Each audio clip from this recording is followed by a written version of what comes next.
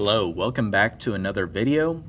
Today we are going to talk about the beginning of the Cold War. Okay, so the beginning of the Cold War really coincides with the end of World War II. So sort of one conflict leads to another. So a little bit of background about the Cold War. Okay, so the United States follows the economic policy of capitalism. So capitalism is, the belief in a large degree of freedom for businesses and consumers. It's a market-based economy where, people have stocks, where, supply and demand goes up and down, and that's what sort of drives capitalism. So this is what America is really built on. When we talked about like the Gilded Age and stuff, all the growth of these major American industries, they're really buying into this idea of capitalism. So this is the ideology that the United States is backing going into the end of World War II. Now the Soviet Union, their ideology is based off of communism, but really it's socialism. So there's a little bit of a distinction there, right? So communism is a political belief that develops in the late 19th century under this guy Karl Marx and Friedrich Engels. It's sort of like a response to all these harsh working conditions in the Industrial Revolution.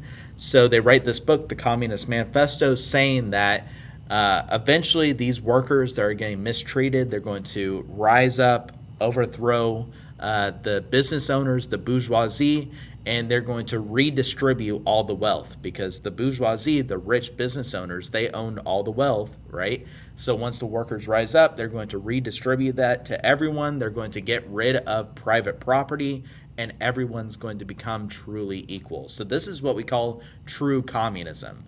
What the Soviet Union has is it's called communism, but really it's like a spin-off of communism. It's not true communism because in true communism, the workers give back, they give back wealth and property and stuff to the workers. And the Soviet Union, what happens is, there is, Vladimir Lenin, he rises up, takes over the Soviet government.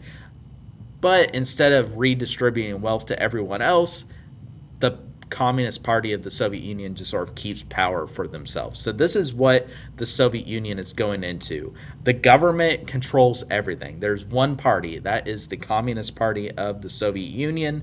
The government controls the economy. They make all the decisions. They produce things. They consume things. There's no competition. There's no free market.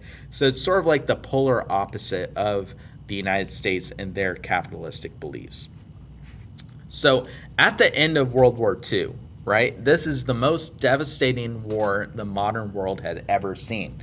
And the death toll is astounding, right? So this is just military deaths, right? This isn't even civilian deaths. So the United States and Great Britain, and France lost about 300,000 people each, which is still a lot. 300,000 soldiers died in the United States during World War II. Now, the Soviet Union, this is crazy. They are going to lose over 21 million soldiers, and that's just the soldiers in this conflict. Germany is going to lose 6 million. Japan's going to lose about 2 million. So just with military deaths, we're talking about 30 million people who die during World War II. But keep in mind, this is just the military deaths. The picture to the right is Cologne, Germany. So one of the things the United States did and its allies was allied bombing campaigns. So what makes World War II a different kind of war is this total war where civilians were also targets, cities were also targets. So the amount of civilians who died, this is a very debated topic amongst historians, but around another 30 million people died. So we're talking anywhere about, the estimates are about 70 million people who died in total during World War II. Most of them came from the Soviet Union.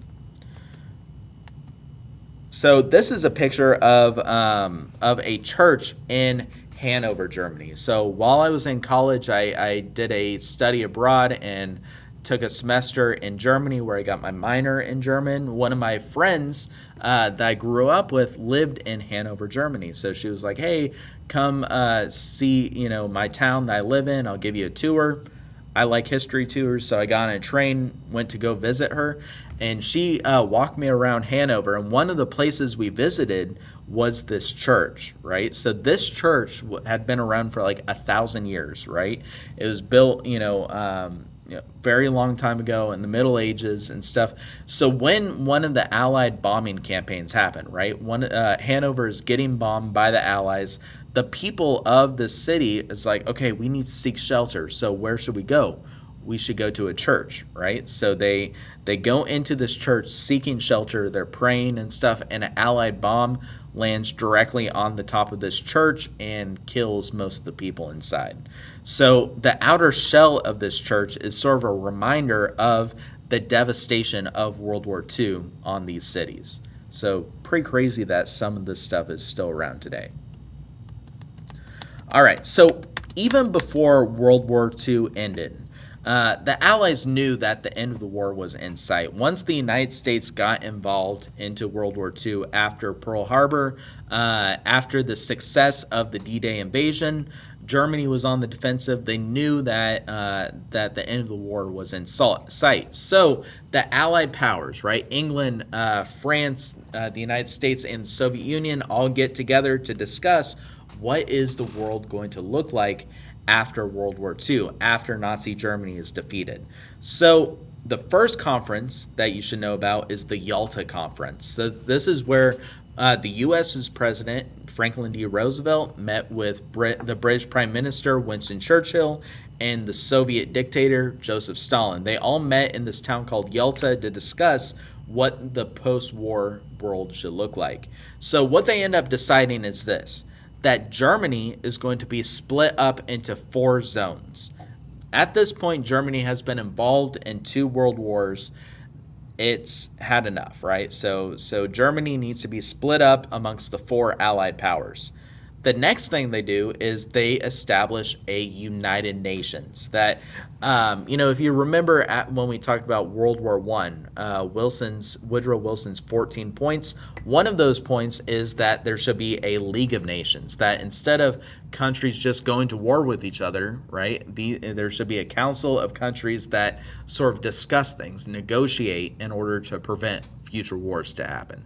So this time, they're going to do another League of Nations. They're going to call it the United Nations, but this time it's going to work because all these countries are going to be involved. Remember, one of the big problems why the United States, why the League of Nations wasn't successful, it's because the United States wasn't involved. So this time the U.S. has buy-in. They're going to make a UN, and it still exists today. So they've been pretty successful, right? There hasn't been another world war since World War II. All right, so the other thing is Stalin has to agree to provide free elections in Eastern Europe after World War II. So all these countries like Poland and Czechoslovakia, they're going to be under Soviet sort of influence and stuff. Stalin has to agree to give them free elections, right? And Stalin's telling the Allies what they want to hear. Like, yeah, sure, I'll give them free elections, right? Let's just see how this turns out. So then when the World War II actually ends, they have another meeting. This is called the Potsdam Conference. In this meeting, we have the United States President, President Truman. So Franklin D. Roosevelt suffered from an illness called polio. He's going to die in his 4th term of president. And then Truman is going to be FDR's vice president. He is going to take on the presidency. Truman's the guy who drops the atomic bomb on Japan. So this is like right before, this is as Germany surrenders, but Japan is still fighting in World War II.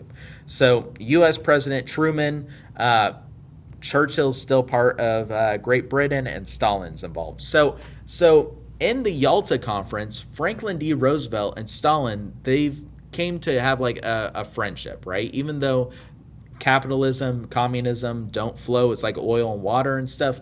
They found out like, hey, the enemy of my enemy is my friend. So they sort of got friendly with each other. They made jokes.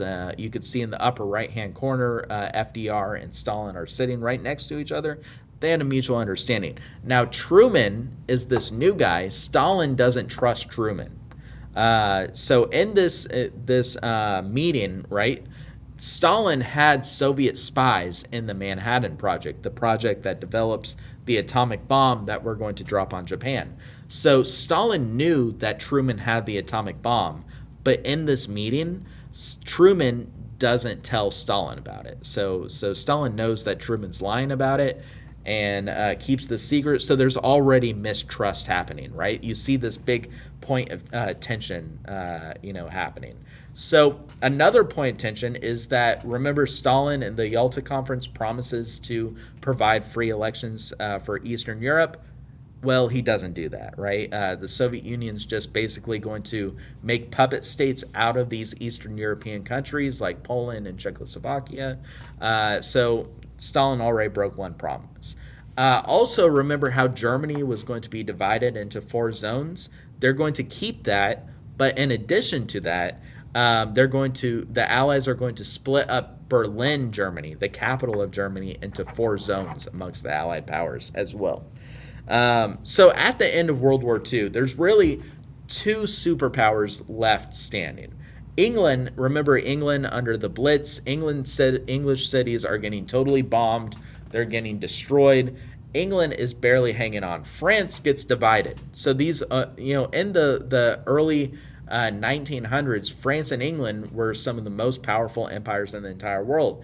After 2 world wars, England and France are barely left standing. They are holding on by a thread. So really, it's the United States and the Soviet Union that emerge as the 2 main influential superpowers in the world post-World War II. So another step to the Cold War happens early on with this long telegram. So there's this U.S. diplomat called George Kennan, and he is going to send this telegram, this message to the U.S. Secretary of State, advocating a policy of containment against the Soviet Union. So in this long telegram, George Kennan says that the Soviet Union, communism, is a disease. And what does disease do? It spreads.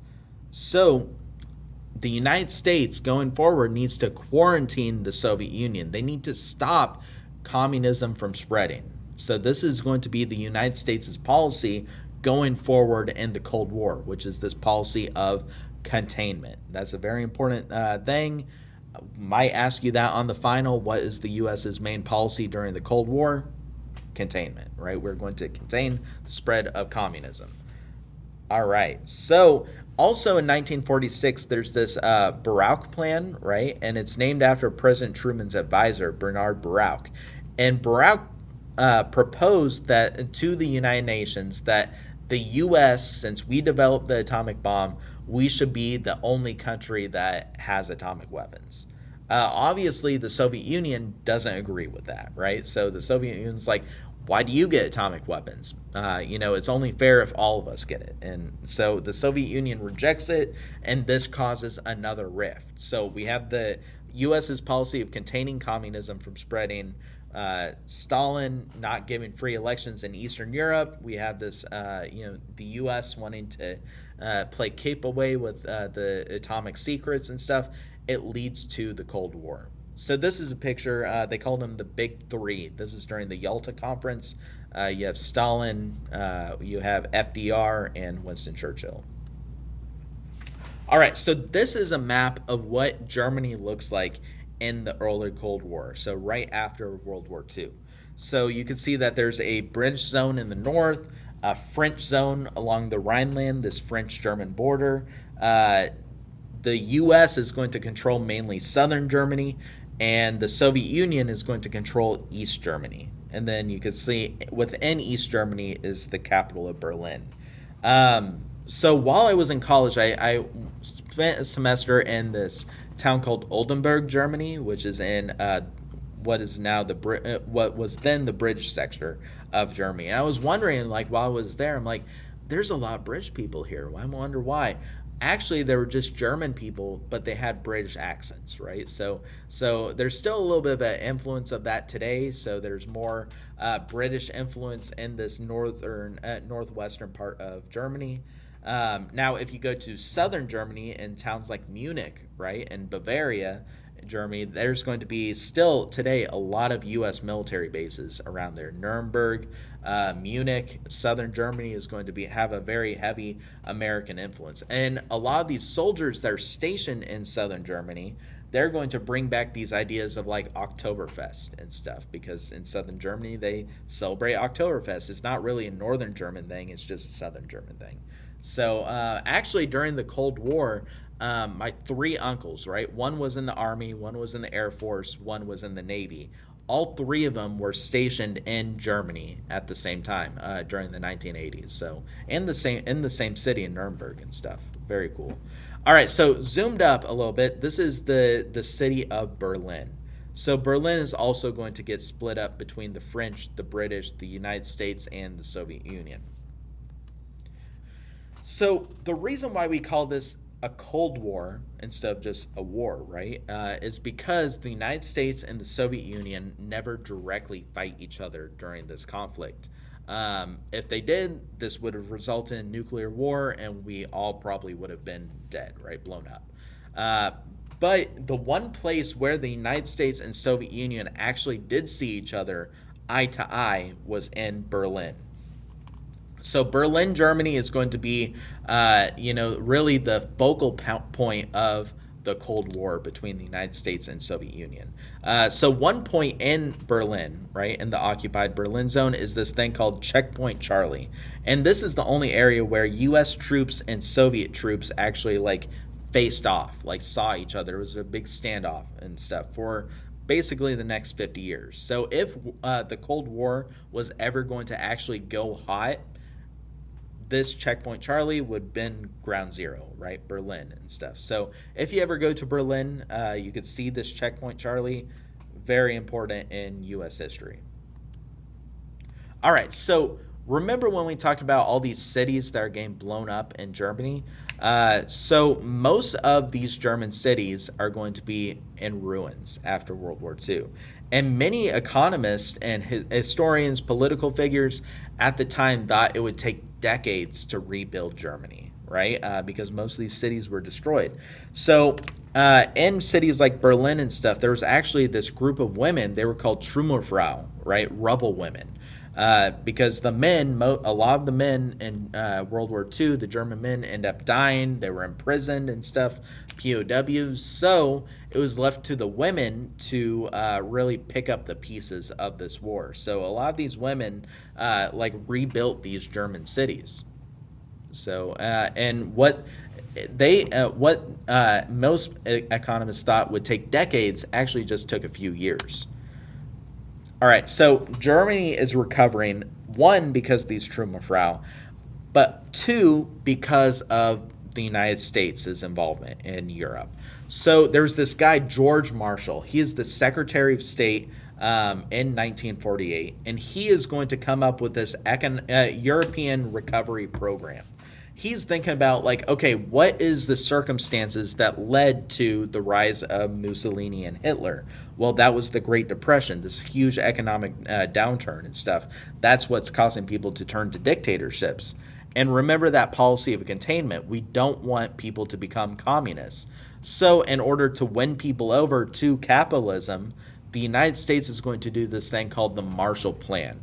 The U.S. is going to provide economic financial aid to help rebuild Western European cities after World War II. So in total, the U.S. spent about $12.5 billion in order to rebuild Western Europe after World War II. And because of this, countries like France and Germany and England, they're going to bounce back economically in a very short amount of time because we have all this U.S. money that we're sending overseas. Now, Marshall is going to try sending this money over to the Eastern European countries, but the Soviet Union rejected it. They're like, no, we don't want your American capitalist dollars. All right, so under President Truman, Truman's really the president who starts this Cold War, right? Or is involved during the beginning of the Cold War. So you need to know, what does Truman do in the early Cold War? One is called the Truman Doctrine. Okay, so Truman says that the US's policy going forward is going to be containment. We're going to contain the spread of the Soviet Union, the spread of communism. So, one way we're able to contain the spread of communism is through the Marshall Plan. We're going to give countries money as long as they oppose communism. One example of this is in Turkey and Greece. Turkey and Greece are going to have like little revolutions and stuff at this time, but the United States is going to give money to the side that supports capitalism. So Turkey and Greece are going to support the United States and resist Soviet influence. Also in 1947, the United States creates the National Security Act, and the National Security Council and the CIA. So these are agencies that are built to create counterintelligence and spy against the Soviet Union, stop the spread of communism. So CIA, that's like where we get our spies, like our spy films and stuff. So the United States had pretty much spies in all corners of the globe in order to thwart communism. All right, and then we just talked about the Marshall Plan, but so in the Cold War, it's like a big chess match, right? It's all about moves and counter moves. The U.S. does one thing, the Soviet Union does another. So the U.S. is going to make the Marshall Plan to provide aid to rebuild Western Europe. The Soviet Union, they're going to come up with the Molotov Plan. And this is going to be a plan basically like the Marshall Plan. The Soviet Union is going to give money to Eastern European countries to rebuild themselves after World War II. All right, so 1948 happens. The Soviet Union really wants the rest of Berlin. They want, to have the whole city of Berlin, not just half of it. So what the Soviet Union decides to do is close off the city of Berlin. So the Americans, the British, and the French, they were not able to drive in and out of Berlin. They were totally closed off. This is what we call the Berlin blockade. So this blockade is going to go on for like a whole year. So no one could go in and out of the American zone. And the Soviet Union's goal was to starve off Western Berlin in order for them to surrender and become part of the Soviet Union. So what the United States decides to do is we're going to, or like, hey, if we can't drive to Berlin, we're going to fly to it. So we're going to send, do this thing called the Berlin Airlift, where we're going to send packages day and night over to Western Berlin, resupplying the people of Western Berlin and effectively thwarting this Berlin blockade. So this goes on for basically a whole year, and the Soviet Union looks like total jerks in the world's eye. There's actually one American pilot, like this guy Uncle Wiggy Wiggins, and he would drop off like little parachutes with candy bars for like the little West German kids. So literally, the Soviet Union is taking candy away from babies, right? So the Soviet Union, they have pie on their face. They are totally embarrassed. They're going to stand down and end the Berlin blockade. But this really solidifies that Eastern and Western Germany is going to be separated. So after 1948, right, Western Europe is going to experience this huge economic growth, this economic miracle. That's what they call it. In German, they call it the Wirtschaftswunder, the economic miracle. So in 1950, the Western German controlled zone, the British zone, the French zone, and the U.S. zone are going to consolidate, and they're going to create a whole new country, which is called the Federal Republic of Germany. So the Federal Republic of Germany is going to also be named West Germany. They're going to be a new ally of the United States going forward in the Cold War. So West Germany is going to actually have the strongest economy in Europe during the Cold War. So they're able to bounce back because of this Marshall Plan and because those Trümmelfrau. But if you think about like the 1960s, right, the hippie movements and stuff, what are these hippies driving around in? And that's Volkswagen Beetles, right? So the German auto industry is going to be massive going into the 1960s, thanks to the United States effort. So Eastern and Western Germany is going to be divided, and it's going to remain divided until 1989. Well, 1991. 1989 is when the Berlin Wall goes down. All right. Also, the United States is going to spread consumerism to Western Europe. An example of this is the German housewife or the Hausfrau. Think about the American housewife in the 1950s. The expectation that the man has jobs, they provide for the family, the woman stays at home, cooks and cleans, and does the child rearing. This sort of idea is going to spread over to Germany as well. All right, I'm going to move on.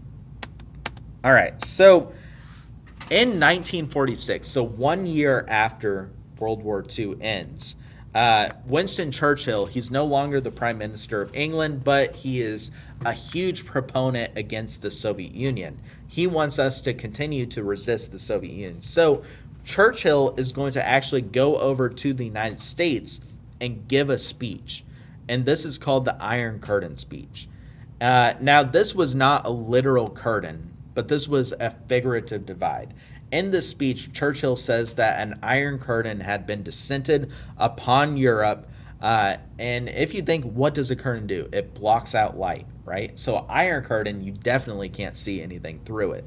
So in this speech, Churchill is saying that there's an iron curtain on Eastern Europe. The Soviet Union has divided up Europe, and it's divided between the East and the West. So really, by 1946, the Cold War is in full swing.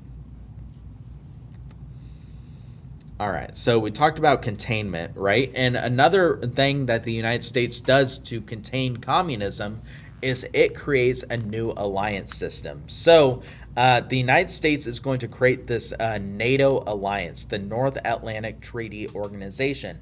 It's created in 1949 by 12 countries, including North America, the United States. The purpose of this is to protect its members from a possible attack from the Soviet Union. So it's sort of like in World War I. Remember when we talked about all those alliance systems where an attack on one of the allies is considered an attack on all of them? That's what this is. So NATO is an alliance against the Soviet Union to stop the spread of communism. So if Turkey is a member of NATO, right? If the Soviet Union was to attack Turkey, try to take its land, the United States would consider this a personal attack as well, and it would throw us into a World War III. So NATO is the most important U.S. alliance for almost the past 60 years. NATO is still, around today, and it has its, lineage all the way back to the Cold War. So the U.S., France, Belgium, the Netherlands, West Germany, Greece, and Turkey are all, main parts of this NATO alliance. So another thing is, in order to become a member of NATO, you have to believe in capitalism and you have to have democracy. So Spain is actually going to join NATO in 1982 after this fascist dictator Francisco Franco is going to die, and Spain is going to become a democracy and is able to join NATO. All right, so this is a map of what Europe looks like going into the Cold War. So the western part of Europe, that is the NATO alliance, what's in green. And then the eastern part of Europe in red is what the Soviet Union calls the Warsaw Pact. So remember, it's about moves and countermoves. The U.S. creates NATO, and the Soviet Union is going to create the Warsaw Pact. That's East Germany, Czechoslovakia, Poland, Hungary, Romania, the Soviet Union, etc. All right. So also in the United States after World War II, we get this thing called the baby boom. So all those men that were going off to fight in World War II, they've been away for like 5 years. They come back to the United States, and the U.S. has the strongest economy in the world. Not in comparison to the Soviet Union, not a lot of people died, right? 300,000 people is still a lot, but not as much as 21 million. So the U.S. economy is doing great. These men are coming back home. They have money in their pockets, and they're wanting to start families. So between the 1940s and the 1960s, the US's rate is going to soar, right? People are going to have babies left and right. And by 1957, there was a baby born every 7 seconds in America. So there was 4.3 million babies born in 1957 alone. So even today, the baby boomers represent the largest generation in U.S. history. Um, and right now, if you look at who has the most wealth in America, that is these baby boomers because they are inherited this fantastic economy after World War II. The U.S. is literally on top of the world. They're doing great. So, yeah. Okay, so another thing that happens in this early Cold War period is we get a new president, which we'll talk about later on, President Eisenhower. So President Eisenhower, Eisenhower was a general during World War II, and when the U.S. was invading Germany and stuff, they saw the Autobahn, right? And these generals in the U.S. were amazed at the Autobahn, this massive highway system that goes across Germany and stuff. So when Eisenhower becomes president, he is going to pass the Interstate Highway Act.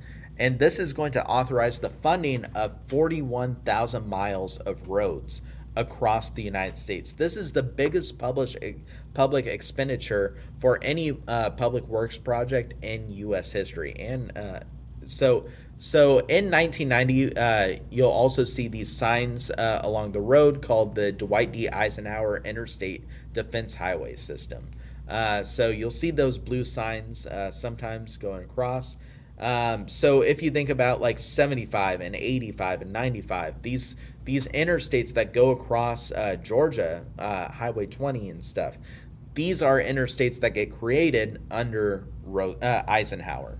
And the idea behind this is that if World War III was to happen, if the Soviet Union ever was to invade America, we would need to move troops around the country as fast as we can, right? And we couldn't do this on all these like state interstates and state highways and stuff that made no sense beforehand. So this is where we get the federal interstate system, right? That's more cohesive and stuff. So I mean, if you could take 75 from Georgia, go all the way down to Miami, right?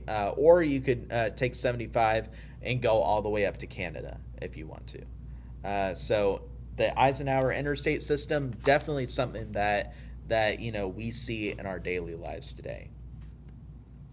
All right, so remember that the U.S.'s main policy during the Cold War is containment. We want to contain communism from spreading. So in the end of World War II, China is going to have a communist revolution.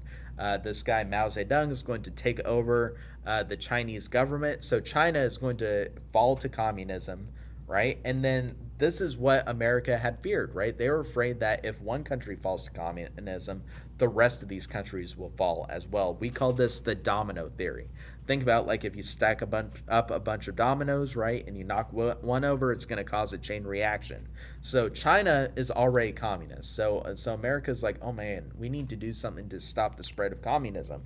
Then the next thing you know, North Korea is going to also become communist, and they're going to invade the country of South Korea, and this is going to throw America into the Korean War. So 5 years after World War II, we are already in the Korean War. So the Korean War is fought in order for the United States to prevent the spread of communism. Now, the Korean War is going to be, the United States is going to leave World War II as one of the most powerful countries in the entire world, right? But in this Korean War, it's not going to be traditional fighting that the United States has. It's not going to be one giant army versus another. Instead, what the U.S. finds in Korea is a guerrilla war, this hit and run tactics where the North Koreans, they would shoot at the American soldiers, run back into the forest, and not have a fair fight. So the U.S. isn't really prepared for that, and the Korean War is going to be a long, drawn-out stalemate. But eventually, by 1953, the United States is going to push the North Koreans that are backed by China to this 38th parallel, and this is where we're going to have the end of the Korean War. So even today, the division between North and South Korea is at this 38th parallel. So the Korean War is one of the first what we call proxy wars of the Cold War. So the U.S. and the Soviet Union don't directly fight each other during the Korean War. Instead, what we see is that the Soviet Union and China is going to back up North Korea, and the United States is going to help out South Korea in this. So the proxy war is when we get other countries to fight these battles in the Cold War for us. All right, so that is it for the beginning of the Cold War. I know that was a lot of information. Thank you for sticking with me. In the next video, we will continue to talk about what is America doing during this Cold War period. A lot of interesting stuff, so please be sure to stay tuned for that one. All right, see you on the next one.